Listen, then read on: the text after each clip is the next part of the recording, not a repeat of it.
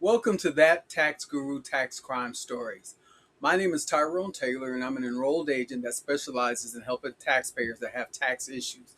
Every day, Monday through Friday, I will be dropping videos discussing some of the most notorious tax crimes you may have never heard of.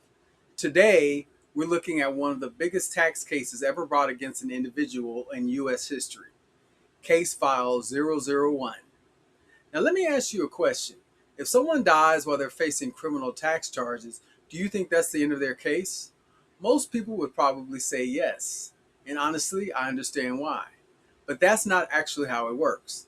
The reason is because people often lump everything the IRS does into one bucket. They hear criminal investigation or IRS collection or tax debt and they assume it's all the same.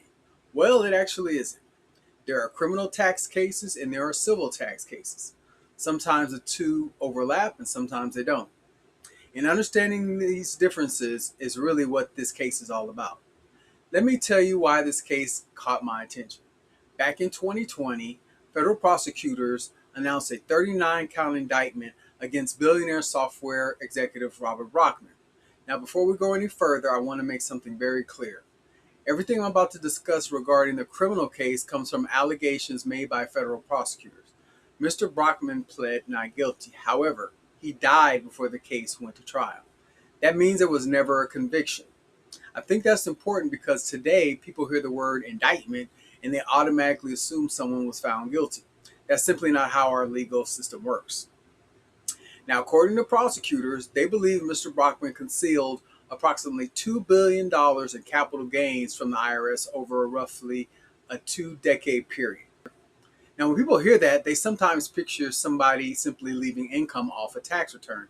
That's not what prosecutors allege. According to the indictment, they stated Mr. Brockman used offshore trusts, foreign bank accounts, nominee entities, encrypted communications, and other financial structures that they say concealed ownership of assets and income generated by those assets. Basically, they believe he used every tool that wealthy tax evaders use available to them to hide income and avoid paying taxes. Again, I'm going to repeat this because it's important. These are all allegations. They were never decided by a jury because the criminal case ended before trial. Now, here's where this story takes a turn.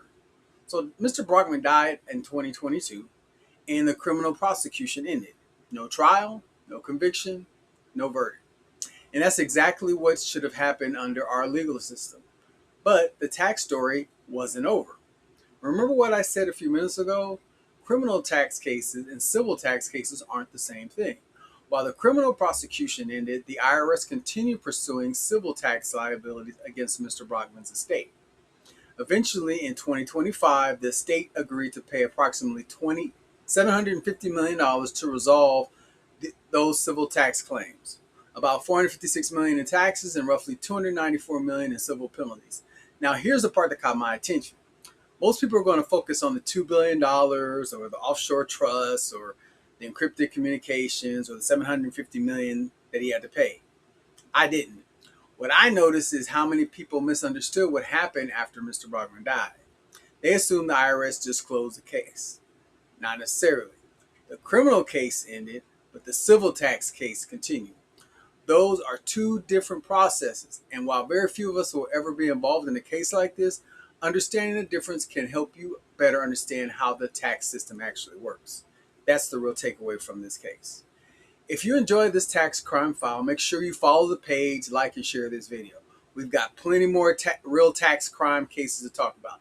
Until next time, real tax crimes, real court cases, real lessons.